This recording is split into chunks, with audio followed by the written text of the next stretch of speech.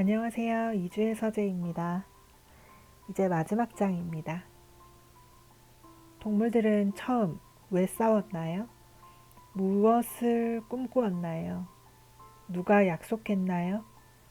혁명의 끝에서 동물 농장은 처음 기대했던 목표를 이루었을까요? 이제 시작합니다. 복서의 갈라진 발굽이 낫는 데에는 오랜 시간이 걸렸다. 동물들은 승리 축하 기념식이 끝나고 바로 다음 날부터 풍차를 다시 짓기 시작했다. 복서는 단 하루도 쉬려 하지 않았는데 자기가 아파하는 모습을 다른 동물에게 보이지 않는 것이 명예로운 일이라고 생각했기 때문이다.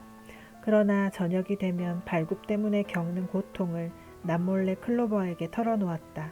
클로버는 약초를 직접 씹어서 만든 약을 복서의 발굽에 발라 치료해 주었고, 클로버와 벤저민은 이를 너무 무리해서 하지 말라고 복서에게 당부했다. 하지만 복서는 귀담아 들으려 하지 않았다. 자기가 진정 바라는 단 한 가지는 바로 은퇴하기 전에 풍차가 제대로 돌아가는 모습을 보는 것이라고 했다. 처음 동물농장의 법을 만들 때 정했던 동물의 은퇴 나이는 말 돼지의 경우 12살, 암소는 14살, 개는 9살, 양은 7살, 그리고 닭과 오리는 5살이었다. 노령연금도 후하게 책정했다. 은퇴하여 실제로 연금을 받는 동물은 아직은 없었지만 동물들은 최근 들어 이 문제에 관해 점점 더 많이 논의하기 시작했다. 과수원 너머에 있는 조그마한 목장이 보리를 심는 데 할당되었기 때문에 대신 넓은 목초지 한 구석에 울타리를 쳐서 늙은 동물들의 은퇴지로 쓴다는 소문이 돌았다. 말에게는 연금으로 하루에 곡물 2kg이 지급되고 겨울에는 건초 7kg이 지급되며 경축일에는 당근 하나가 지급되지만 가능하면 사과 한 개도 지급될 수 있을 거라고 했다. 복서가 은퇴하는 12번째 생일은 이듬해 늦여름이었다. 한편 농장 생활은 고됐다. 올해 겨울은 작년 겨울과 같이 여전히 추웠고 식량은 오히려 더 부족했다. 또다시 모든 배급량이 줄었으나 돼지와 개의 배급량은 예외였다. 스킬러는 융통성 없이 너무 균등한 배급량은 동물주의 원칙에 어긋난다고 설명했다. 겉으로는 어떻게 보일지 모르나 실제로는 식량이 부족하지 않다고 별다른 어려움 없이 다른 동물들을 납득시켰다. 한동안 배급량을 재조정하는 일이 분명히 있을 테지만 존스가 농장 주였을 당시와 비교하면 엄청나게 좋아진 것이라고 말했다. 동물들은 그 말을 곧이곧대로 믿었다. 사실 존스가 했던 일은 동물들의 기억에서 거의 사라졌다. 동물들은 지금의 삶이 너무나 가혹하고 자주 굶주리며 추위에 떨기도 하고 자는 시간 외에는 하루 종일 일을 한다는 사실을 알았다. 하지만 그 이전의 상황이 더 안 좋았다는 생각에는 의심할 여지가 없었고 동물들은 기꺼이 그렇게 믿었다. 더욱이 그 당시 동물들은 노예였지만 지금은 자유롭다는 사실이 근본적인 차이라고 스킬러는 놓치지 않고 지적했다. 부양해야 할 동물의 수는 더 많이 늘었다. 가을에는 암돼지 4마리가 거의 동시에 새끼를 낳아 새끼 돼지들이 31마리나 되었다. 새끼 돼지들은 모두 얼룩무늬가 있었는데 나폴레온이 이 농장에서 유일하게 거세하지 않은 수태지였기 때문에 새끼 돼지들의 아비가 누구인지 알아내기는 어렵지 않았다. 나중에 벽돌과 목재를 구입하면 농장 정원에 교실을 지을 거라는 발표가 있었다. 한동안 새끼 돼지들은 농가 부엌에서 나폴레온의 가르침을 받았다. 그들은 정원에서 운동했으며 다른 새끼 동물들과 함께 어울리지 않도록 했다. 또한 이 무렵 돼지와 다른 동물이 길에서 마주치면 다른 동물이 옆으로 비켜서야 한다는 규칙이 생겼고 돼지들은 모두 지위에 상관없이 일요일마다 녹색 리본을 꼬리에 달 수 있는 특권을 갖게 되었다. 그의 동물농장은 꽤 높은 수확을 올렸지만 재정은 여전히 열악했다. 교실을 짓기 위해 벽돌, 모래, 석회를 구입해야 했고 또 풍차에 설치할 기계장치를 사기 위한 돈도 따로 모아야 했다. 게다가 농가 안을 밝힐 램프, 기름, 양초를 사야 했고 나폴레온의 식탁에 올라가는 설탕도 사야 했다. 그 외에도 연장, 못근, 석탄, 개 사료용 비스킷을 사야 했다. 그래서 건초 한 더미와 수확한 감자의 일부를 내다 팔았다. 달걀 판매 수량이 주당 600개로 늘어났기 때문에 그의 암탉들은 자신들의 수가 비슷하게 유지될 정도로만 겨우 병아리를 부화시켰다. 12월에 줄어들었던 식량 배급량이 2월에 또다시 줄었고 기름을 아낀다며 외양간에는 등불을 켜지 못하게 했다. 하지만 돼지들은 안락한 생활을 하는 듯했고 어떤 이유인지 실제로 계속 살이 쪘다. 2월 말의 어느 오후 동물들이 전에 맡아보지 못한 구수하고 입맛을 돋우는 냄새가 존스 시절에는 사용하지 않았던 부엌 뒤 조그마한 양조장에서 흘러나와 마당까지 퍼져나갔다. 보리를 삶는 냄새라고 누군가 말했다. 동물들은 배가 고파 코를 킁킁거리며 냄새를 맡았고 그 따뜻하게 삶은 여물을 저녁으로 먹지 않을까 내심 기대했다. 하지만 따뜻한 여물은 전혀 볼 수 없었고 다음 일요일이 되자 이제부터 돼지들에게만 보리를 지급한다는 발표가 있었다. 과수원 너머의 들판에는 이미 보리 종자가 심어졌다. 그리고 곧이어 돼지들은 매일 맥주 0.5리터를 배급받고 나폴레온 자신은 맥주 4.5리터를 배급받아 항상 크라운 더비 수프 그릇에 따라 마신다는 소문이 새어나왔다. 하지만 동물들은 여러 힘든 고통을 참으면서도 지금의 생활이 예전보다 훨씬 더 낫다는 사실에서 조금이나마 위안을 받았다. 이 즈음에는 노래와 연설, 행진이 잦아졌다. 나폴레온은 동물 농장의 전투와 승리를 기념하는 목적으로 일주일에 한 번씩 자발적 시위란 명명된 모임을 가지라고 명령했다. 정해진 시간이 되면 동물들은 일터를 떠나 돼지들이 맨 앞장에 서고 그 다음 말, 소, 양, 닭, 오리들의 순으로 대형을 만들어 농장 경계를 돌며 행진했다. 측면에서는 개들이 대열을 호위했고 그 앞에는 나폴레온의 검은 수탉이 있었다. 복서와 클로버는 나폴레온 동무 만세라는 글씨가 적혀 있고 말굽과 뿔이 그려져 있는 녹색 깃발을 들고 행진했다.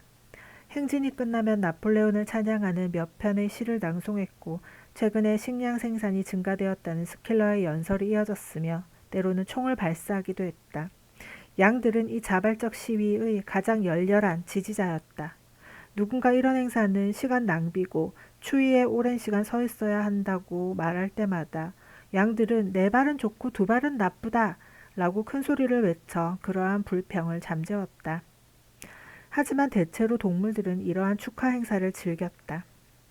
동물들은 자신들이 인간의 지배를 받지 않는 자유의 몸이며 자신들의 노고가 모두 자기들의 이득을 위한 것이라는 생각에 위안을 느꼈던 것이다.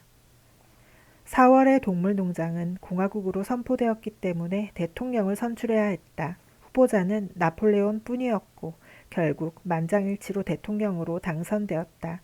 같은 날 스노우볼이 존스와 공모했던 내막이 좀 더 구체적으로 드러난 새로운 문서가 발견되었다는 발표가 있었다.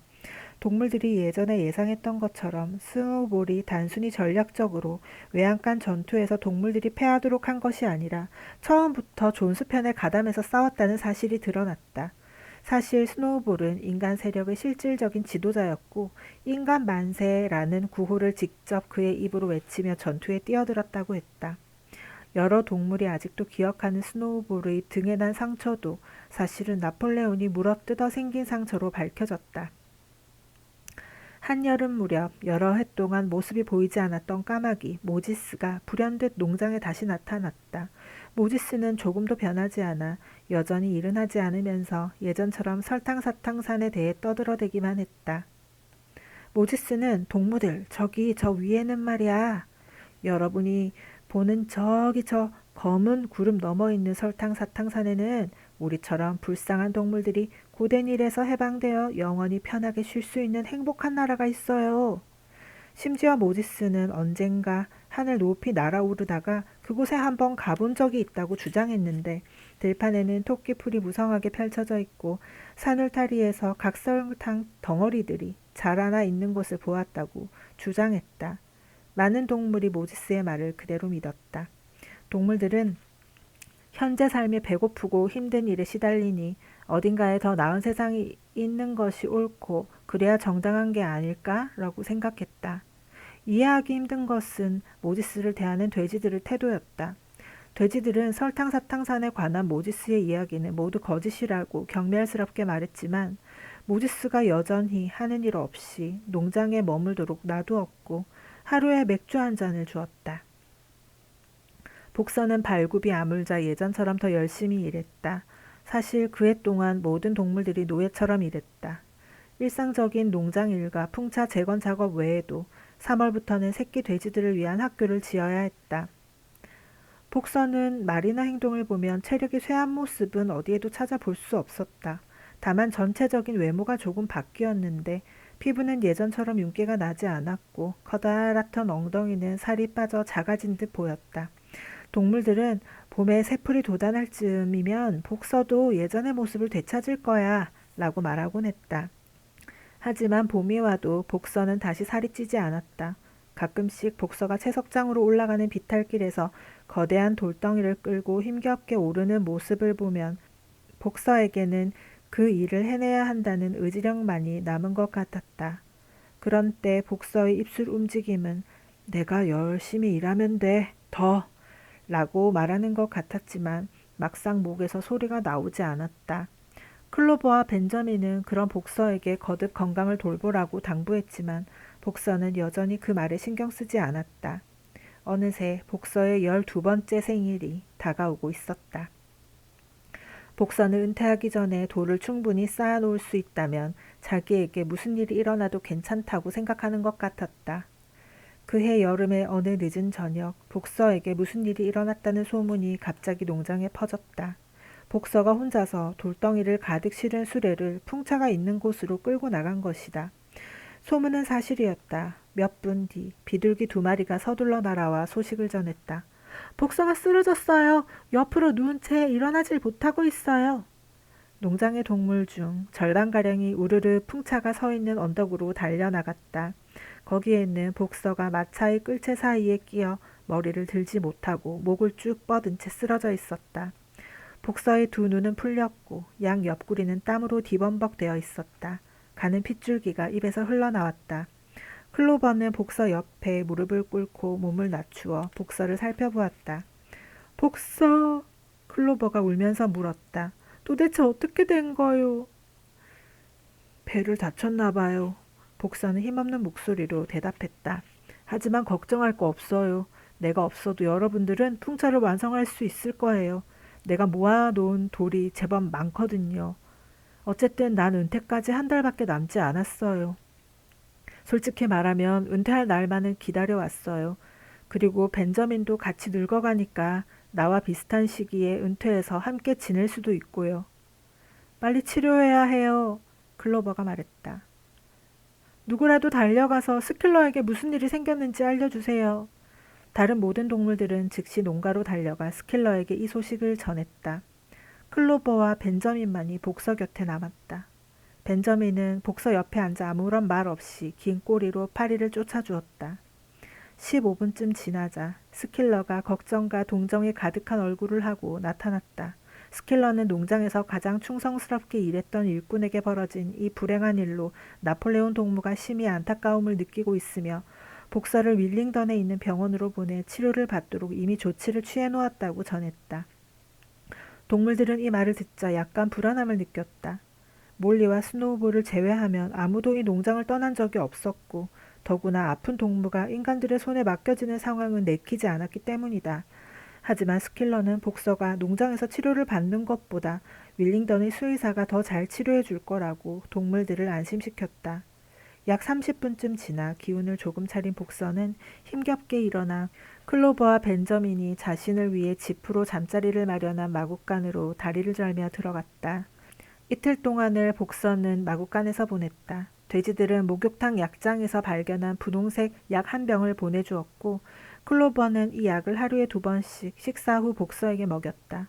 저녁이 되면 클로버는 복서의 곁에 앉아 이야기를 나누었고 그러는 동안 벤저민은 옆에서 파리를 쫓아주었다. 복서는 이런 일이 생긴 것에 대해 후회하지 않는다고 했다.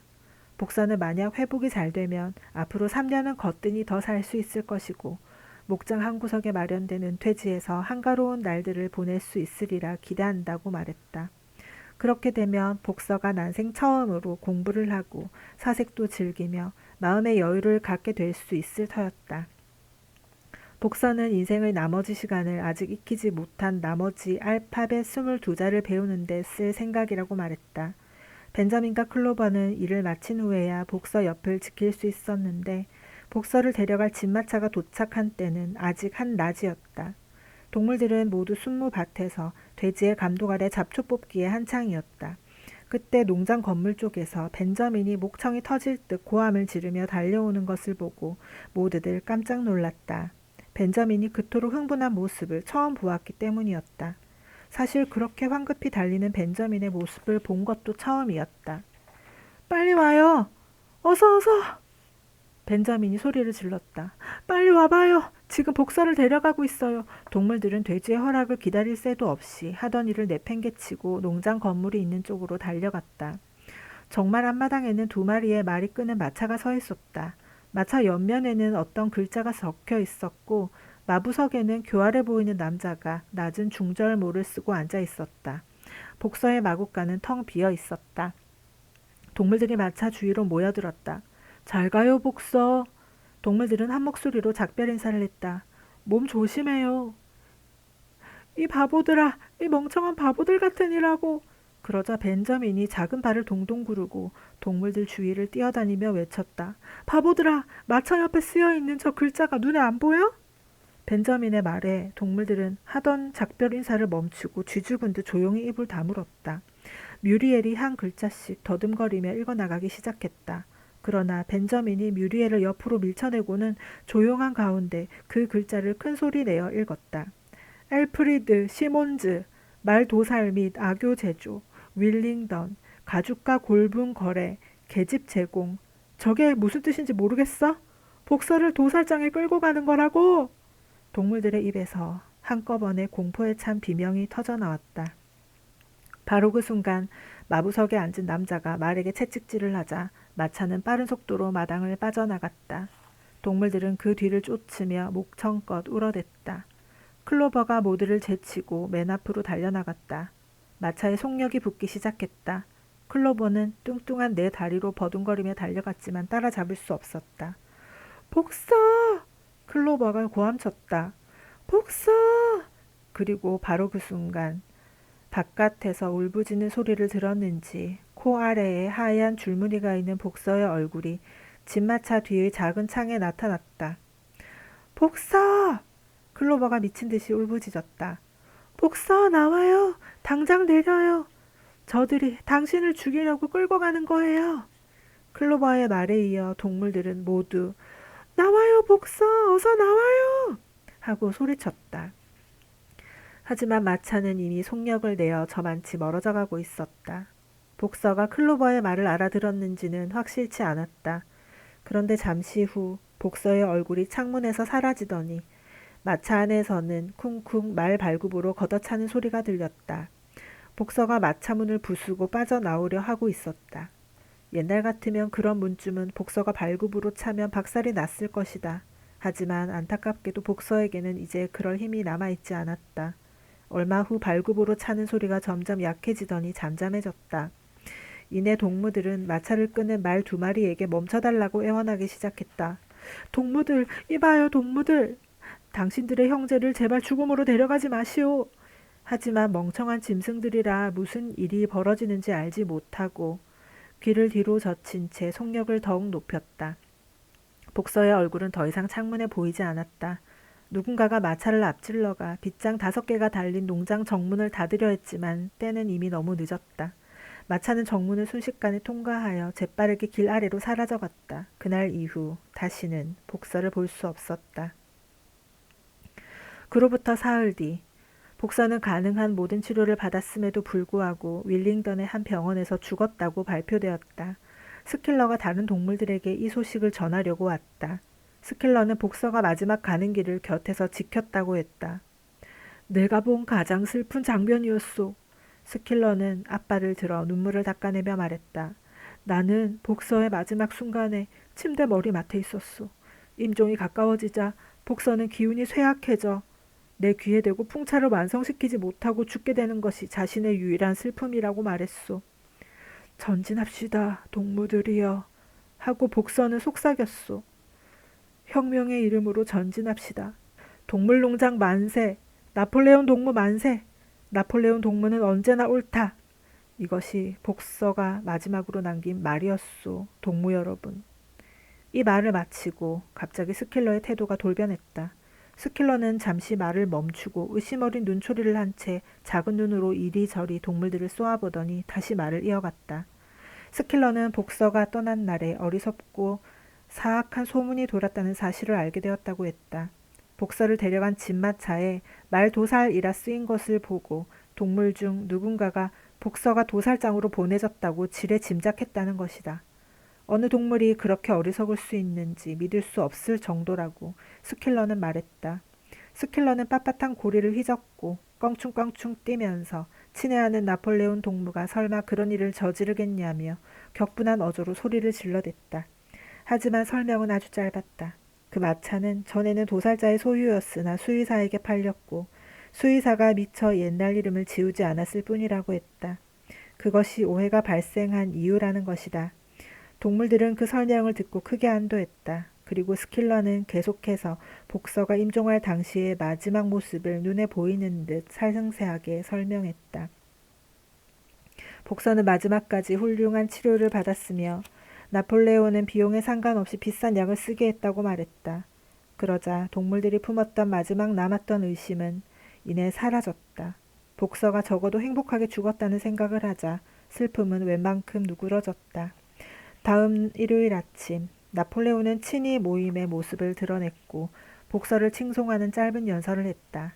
죽은 동무의 시신을 농장으로 옮겨 매장해 줄 수는 없었지만 농장의 정원에 있는 월계수로 대형 화환을 만들어 복서의 무덤 앞에 놓도록 지시했다고 말했다.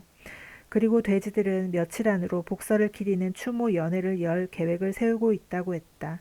나폴레온은 복서가 줄곧 말하던 격언 2개, 내가 더 열심히 일하면 돼와 나폴레옹 동무는 언제나 옳다 라는 구호를 상기시키며 연설을 마무리했다. 그는 이 격언을 모든 동물들이 자신의 것으로 삼는 게 좋을 것이라고 말했다. 추모 연회가 열리던 날 윌링던의 식료품 가게의 마차가 큰 나무 상자 하나를 농장으로 배달했다. 그날 밤 농가에서는 요란한 노랫소리가 들려왔고 곧이어 밤이 깊어지자 크게 싸우는 듯 시끌벅적한 소리가 들려왔으며 11시쯤에는 유리잔이 깨지는 듯한 소리가 크게 난 후 연회가 끝났다. 다음날 정오까지 농가에서는 아무도 꿈쩍하지 않았으며 돼지들이 자기들을 위해 위스키 한 상자를 더 살 돈을 어디선가 구했다는 말이 돌았다. 여러 해가 흘렀다. 계절이 몇 번 바뀌는 사이에 수명이 짧은 동물들은 세상을 떠났다. 이제는 클로버, 벤저민, 모지스, 그리고 몇 마리의 돼지들만이 반란이 있었던 시절을 기억할 뿐이었다. 뮤리엘이 죽었고 블루벨과 젤시, 핀처도 죽었다. 존스 역시 명을 달리했는데 다른 지역에 있는 알코올 중독자 치료소에서 죽음을 맞이했다. 스노우볼은 모두의 기억에서 사라졌다. 복서도 그를 알았던 소수의 동물들을 제외하고 농장에서 잊혀갔다. 클로버는 관절이 뻣뻣하고 눈에서는 점액이 자주 흐르는 늙고 뚱뚱한 앞말이 되었다. 클로버는 은퇴할 나이를 이미 2회나 넘겼지만 지금까지 실제로 동물 농장에서 은퇴를 한 동물은 한 마리도 없었다. 목초지 한쪽 구석에 은퇴한 동물들을 위한 자리를 마련해주겠다는 이야기는 이미 사라진 지 오래였다. 나폴레온은 이제 몸무게가 150kg이나 되는 장년의 수태지가 되었다. 스킬러는 눈을 잠시 뜨고 있기가 어려울 만큼 살이 쪘다. 오직 벤저민 영감만이 콧잔 등의 털이 희끗하게 변하고 복서가 죽은 이후로 시무룩해지고 더욱 말수가 없어진 것 외에는 거의 달라진 것이 없었다. 예전에 기대했던 만큼은 아니지만 지금 농장에는 옛날보다 훨씬 많은 동물들이 있다. 많은 동물들이 새로 태어났지만 그들에게 반란이란 그저 입에서 입으로 전해지는 아득한 옛 이야기에 지나지 않았다. 동물농장에 팔려오기 전까지 반란에 대한 이야기를 들어보지도 못한 동물들도 있었다. 농장에는 이제 클로버 말고도 말이 3마리 더 있었다. 새로운 말들은 강직하고 적극적인 일꾼이자 좋은 동료였지만 어리석은 편이었다. 알파벳 B자 이상을 깨우친 말은 없었다. 그 말들은 특히 클로버를 거의 부모처럼 존경했기 때문에 반란과 동물주의 원칙에 대한 얘기에 전부 수긍했지만 제대로 이해했는지는 의심스러웠다. 농장은 예전보다 더욱 번창했고 체계도 많이 잡혔다. 필킹턴 씨에게서 밭 2마지기를 사들여 농지의 규모도 더욱 커졌다. 마침내 풍차도 성공적으로 완성되어 농장은 이제 탈곡기와 건초 운반기도 갖추었고 새로운 건물도 여러 채 지었다. 휜퍼는 이륜마차를 마련했다.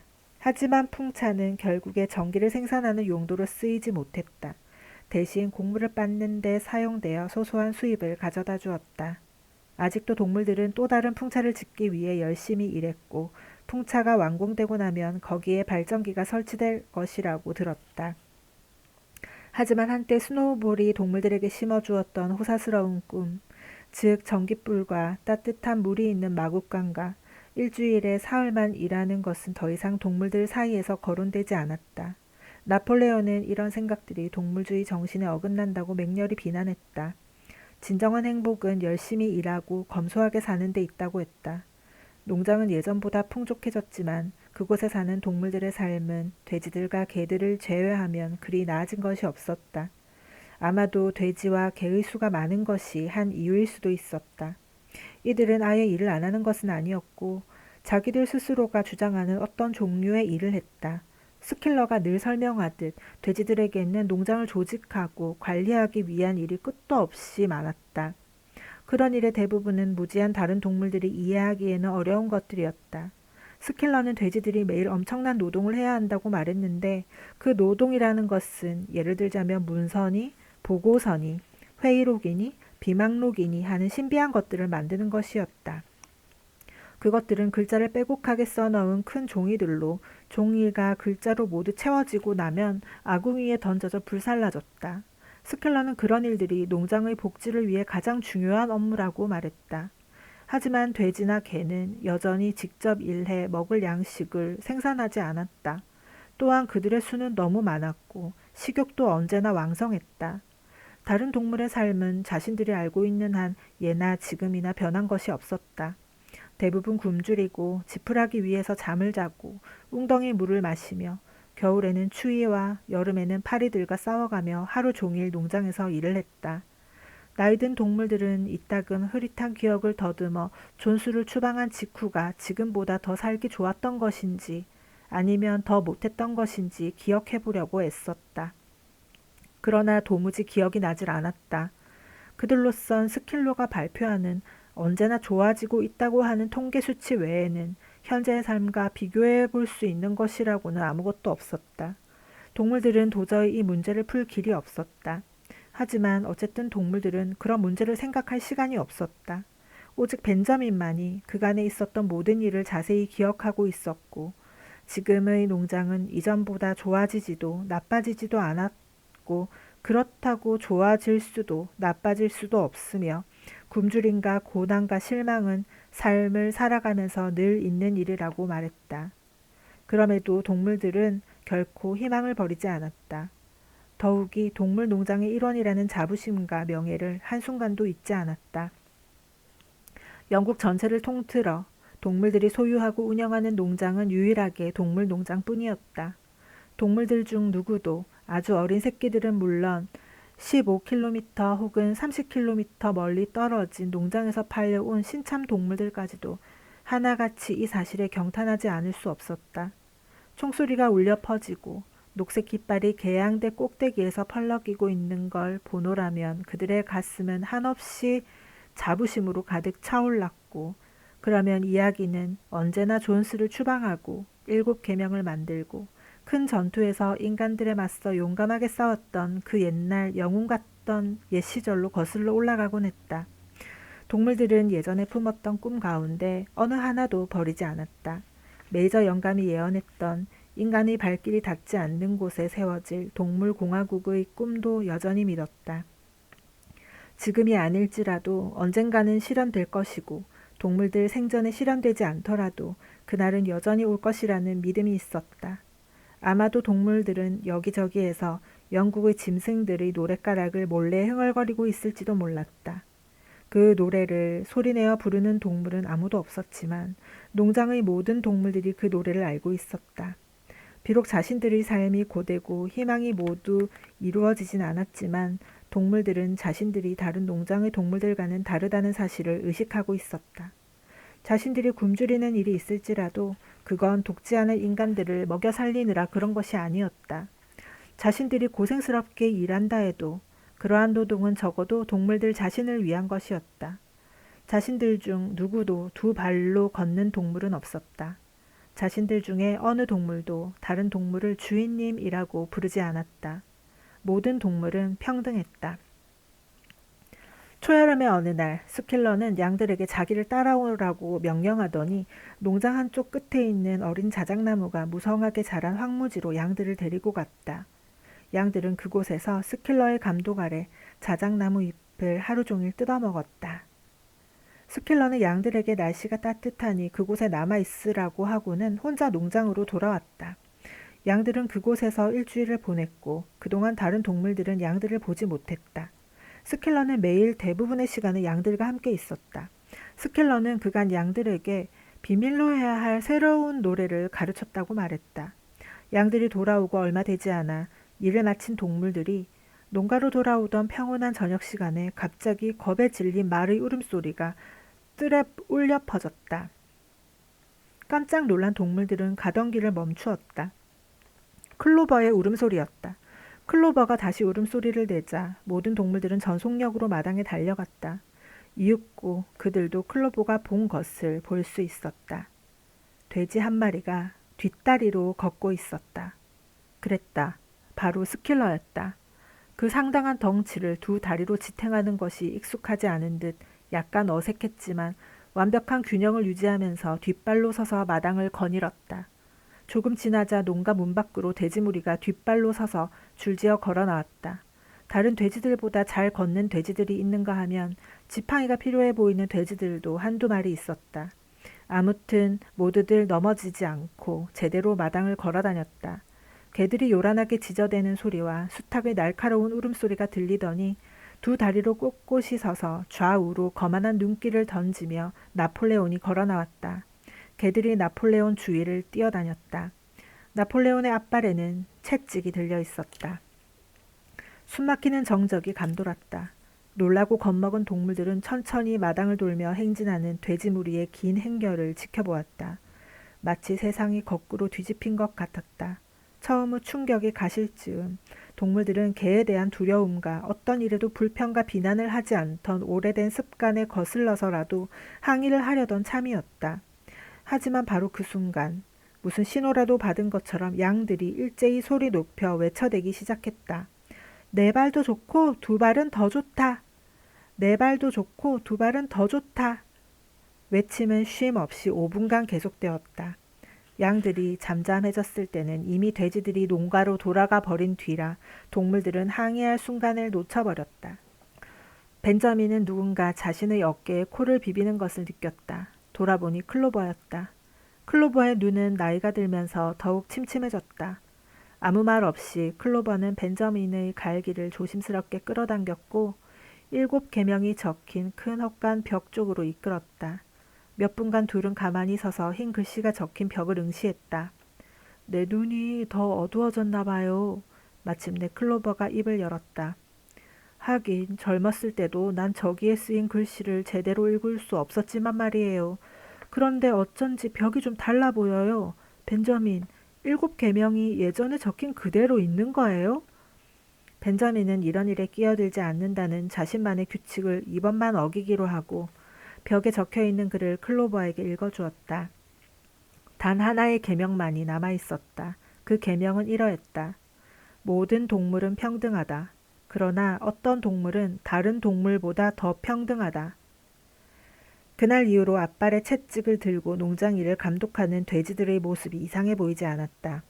자신들이 쓰려고 라디오를 구입하고 전화도 놓을 계획이며 존 브리니, 팁비츠니, 데일리 미러니 하는 신문과 잡지를 구독 신청했다는 소식이 들려왔는데도 이상하게 느껴지지 않았다. 나폴레온이 입에 파이프를 물고 농가 정원을 산책하는 모습도 이상해 보이지 않았다. 일주일이 지난 어느 날 오후 이륜마차 여러 대가 농장으로 올라왔다. 이웃 농장주 대표단이 초대를 받고 동물농장을 시찰하러 온 것이었다. 농장주들은 농장을 구석구석 둘러보며 눈에 보이는 것마다 칭찬을 아끼지 않았다. 특히 풍차를 보고는 칭찬을 더욱 아끼지 않았다. 동물들은 밭에서 잡초를 뽑고 있었다. 동물들로서는 돼지들을 더 무서워해야 할지 아니면 방문한 인간들을 더 무서워해야 할지 알 수 없어 땅바닥만 내려다보며 부지런히 일했다. 그날 저녁 농가에서는 요란한 웃음소리와 노랫소리가 흘러나왔다. 그런데 돼지와 인간의 목소리가 뒤섞여 들려오자 동물들은 문득 호기심이 생겼다. 처음으로 동물과 인간이 동등한 자격으로 만나고 있는데 지금 거기서 무슨 일이 벌어지고 있는 것일까? 그들은 일제히 발소리를 죽여 농가로 기어갔다. 농가 정문 앞에 다다르자 동물들은 덜컥 겁이 나 멈칫했지만 클로버가 앞장서서 안으로 들어갔다. 그들은 발끝으로 걸어 농가로 다가갔고 키가 큰 동물들은 응접실 창문 안을 들여다보았다. 거기에는 농장주 6명과 돼지들 중에서도 고위급 돼지 6이 타원형으로 된 식탁 주위에 앉아 있었고 나폴레온이 식탁의 상석을 차지하고 있었다. 의자에 앉아있는 돼지들의 모습은 아주 편안해 보였다. 그들은 카드게임을 하던 중이었고 지금은 술을 한 잔씩 더 돌리려고 잠시 쉬는 것 같았다. 커다란 맥주잔들이 돌았고 빈잔은 맥주로 채워졌다. 동물들이 놀란 표정으로 창 안을 들여다보고 있다는 것을 아무도 눈치채지 못했다. 폭스우드 농장의 필킹턴 씨가 손에 맥주잔을 들고 자리에서 일어났다. 필킹턴은 모두에게 건배를 제의할 생각인데 그 전에 몇 마디 말하고 싶다고 했다. 필킹턴은 그간의 오랜 불신과 오해가 이제 말끔히 풀려 만족스럽게 생각하며 이곳에 참석한 누구나 필시 같은 생각인 줄 안다고 했다. 과거 한때는 필킹턴 자신이나 지금 이 자리에 참석한 사람들은 아무도 그런 생각을 한 적은 없었지만 서로 이웃하고 있는 인간들은 이 동물농장의 존경할 만한 주인에게 적개심이라고는 할 수는 없어도 약간의 의구심을 가진 적이 있기는 했다. 불행한 사건들이 일어났고 서로 간에 오해가 생기기도 했다. 돼지들이 주인이 되어 운영하는 농장이 있다는 것이 어딘지 비정상으로 느껴졌고 자칫하면 이웃 농장에 안 좋은 영향을 끼칠 수도 있다고 생각했다.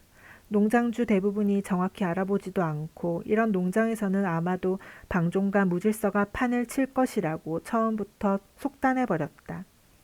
하지만 이제 그런 의구심은 말끔히 사라졌다. 오늘 자기와 동료들은 동물농장을 방문해서 자신의 눈으로 직접 농장을 속속들이 조사했고 결국 무엇을 발견했는가? 가장 최신의 영농법뿐만 아니라 모든 농장주에게 귀감이 될 만한 규율과 질서를 보았다. 오늘 동물농장을 방문한 자기와 동료들은 정말 자신들 농장에 즉시 도입하고 싶은 많은 방법을 목격했다는 것이다. 필킹턴은 마지막으로 동물농장과 이웃 농장들 사이에 지금도 유지해 왔고 앞으로도 꾸준히 유지해야 할 우위를 다시 한번 강조하면서 말을 마치겠다고 했다. 지금까지 돼지들과 인간들 사이에는 어떤 이해관계의 충돌도 없었고 또 그럴 필요도 없었다. 그들의 분투와 어려움은 하나였다. 노동 문제는 어디서나 같지 않았던가? 이 대목에서 필킹턴 씨는 자신이 미리 준비한 재치 있는 말을 꺼내려고 했다. 하지만 그 말을 시작하기도 전에 필킹턴은 자기가 할 말에 스스로 웃음이 터져나와 목이 막히고 말았다. 필킹턴은 접힌 턱이 벌겋게 달아오르도록 한참을 콜록거리더니 겨우 입을 열었다. 여러분에게 힘들여 다뤄야 할 하등동물이 있다면 필킹턴이 이어서 말했다. 우리에게는 힘들여 다뤄야 할 하층 계급이라는 것이 있습니다. 필킹턴의 기지 넘치는 발언에 좌중들이 한바탕 웃어댔다. 그리고 필킹턴 씨는 다시 한번 동물 농장에서 목격한 적은 식량 배급과 긴 노동시간, 그리고 방종이 없는 분위기 등에 찬사를 보냈다. 그리고 마지막으로 필킹턴은 모두 자리에서 일어나 잔을 가득 채우라고 권했다. 신사 여러분, 자 건배합시다. 동물 농장의 번영을 위하여! 우레와 같은 박수 소리와 발 구르는 소리가 들렸다. 나폴레온은 매우 만족하여 자리에서 일어나 식탁을 돌아가서 필킹턴과 잔을 부딪힌 다음 술잔을 비웠다. 환호성이 가라앉자 나폴레온이 여전히 두 다리로 선 채 자기도 한마디 하고 싶다는 뜻을 전했다. 나폴레온의 발언은 늘 그렇듯 간단 명료했다. 나폴레온 역시 이제서라도 오해가 풀어져 다행이라고 생각한다 말했다. 그리고 그간 자신과 돼지들의 사상이 파괴적이고 심지어는 혁명적이기까지 하다는 소문들이 아기를 품은 적들 때문에 나돌게 됐다고 덧붙였다. 그리고 자신들이 이웃 농장의 동물들을 부추겨 반란을 도모하고 있는 것으로 오해를 받았는데 이는 전혀 사실이 아니다. 자기들에게 유일한 소망이 있다면 그것은 바로 지금도 그렇고 예전에도 그랬듯이 이웃 농장들과 정상적으로 사업적인 거래를 하면서 평화롭게 살아가는 것이다. 덧붙여 자신이 영광스럽게도 관리를 맡고 있는 이 농장이야말로 협동기업이라고 말했다. 자신이 가지고 있는 농장 권리 증서는 돼지들의 공동 소유라는 것이다. 나폴레온은 지난날의 의혹이 아직도 남아있다고는 생각하지 않지만 농장의 관행들 가운데 일부를 최근 바꾸기로 했고 이것은 서로의 신뢰를 더욱 강화시키는 효과를 불러올 것이라고 말했다. 지금까지 농장의 동물들은 서로를 동무라고 불러왔지만 이는 우스꽝스러운 습관으로 앞으로 전면 금지시킬 방침이라고 했다. 그리고 언제 시작되었는지 모르지만 또 하나 매우 이상한 관습이 있는데 일요일 아침마다 마당에 있는 개양대에 못으로 박아놓은 수태지의 해골 앞을 행진하는 것으로 이 역시 금할 것이라고 했다. 그 두개골은 이미 땅에 묻혔다고 덧붙였다. 오늘 온 방문객들은 개양대 꼭대기에 펄럭이는 녹색 깃발을 보았을 텐데 이전에 흰색으로 그렸던 발굽과 뿌리, 지금은 사라진 것도 알아차렸을 것이다. 앞으로는 그냥 단순한 녹색 깃발을 사용할 것이라고 했다. 나폴레온은 필킹턴 씨의 우정에 찬 훌륭한 연설에서 단 하나 이의를 제기하고 싶은 내용이 있다고 덧붙였다. 필킹턴 씨는 연설을 하는 내내 계속해서 이 농장을 동물 농장으로 불렀으나 이제 그 명칭은 폐지되었다는 것이다. 필킹턴 씨가 몰랐던 것은 당연한 것으로 이 사실을 자신이 처음 발표하는 것이기 때문이다. 이제부터 이 농장을 장원 농장이라 부를 것이며 이는 본래 이 농장의 정확한 이름인 것으로 알고 있다고 말했다. 신사 여러분, 아까 필킹턴 씨가 했던 것처럼 나도 건배를 청하고 싶소. 하지만 이번에는 다른 말로 하겠소. 나폴레온이 마지막으로 말했다. 자, 여러분의 술잔을 가득 채우시오. 건배합시다. 장원 농장의 번영을 위하여. 이번에도 아까처럼 우레와 같은 한호성과 박수 갈채가 터져나왔고 모두들 술잔에 가득 든 술을 들이켰다. 그런데 밖에서 이 광경을 지켜보던 동물들은 무언가 이상한 일이 일어나고 있는 걸 느꼈다. 돼지들의 얼굴에 무슨 변화가 일어난 것 같은데 도대체 뭐가 변한 것일까? 늙어서 침침해진 클로버의 눈동자가 돼지들의 얼굴을 이 얼굴에서 저 얼굴로 이리저리 옮겨다녔다. 어떤 돼지는 턱이 5겹이었고 어떤 돼지는 4겹, 어떤 돼지는 3겹이었다. 그러나 점점 녹아내리면서 모습이 바뀌어가는 것처럼 보이는 것은 도대체 왜일까? 어느덧 환호가 잠잠해졌다. 돼지들과 인간들은 중단했던 카드게임을 다시 계속했고 창밖에서 이를 지켜보던 동물들은 조용히 그곳을 빠져나갔다. 하지만 동물들은 채 20m도 못 가 걸음을 멈추었다. 농가에서 요란한 고함이 흘러나왔던 것이다. 동물들은 재빨리 다시 창문으로 달려가 안을 들여다보았다. 아니나 다를까 험악한 입씨름이 벌어지고 있었다. 고함을 지르고 탁자를 탕탕 내려치고 의심에 찬 날카로운 눈초리로 서로를 노려보며 상대가 하는 말이 그게 아니라며 격렬하게 언성을 높이는 목소리들로 가득했다. 보아하니 나폴레온과 필킹턴 씨가 동시에 스페이드 에이스를 내놓은 것이 싸움의 발단이었다. 12개의 환한 목소리가 고함을 지르고 있었는데 그들은 하나같이 비슷했다. 돼지들의 얼굴에 무슨 변화가 일어났는지 이제 의심할 여지가 없이 확실했다. 밖에서 지켜보던 동물들은 돼지에서 인간으로, 인간에서 돼지로, 다시 돼지에서 인간으로 번갈아 고개를 돌리며 쳐다보았다. 하지만 누가 돼지고 누가 인간인지 이미 구별할 수 없었다. 자, 여러분 여기까지입니다. 혁명은 어디로 가고 모양이 바뀐 기억과 독재의 완성만 보입니다. 누군가는 여전히 배에 고프고 누군가는 여전히 침묵하네요. 가장 무서운 건 폭력인가요? 익숙해짐인가요? 원래 이런 거였지. 그렇게 말하는 순간 이것은 단지 동물농장의 이야기일까요? 생각해 볼 만한 내용인 것 같습니다. 여기까지 2주의 서재였습니다.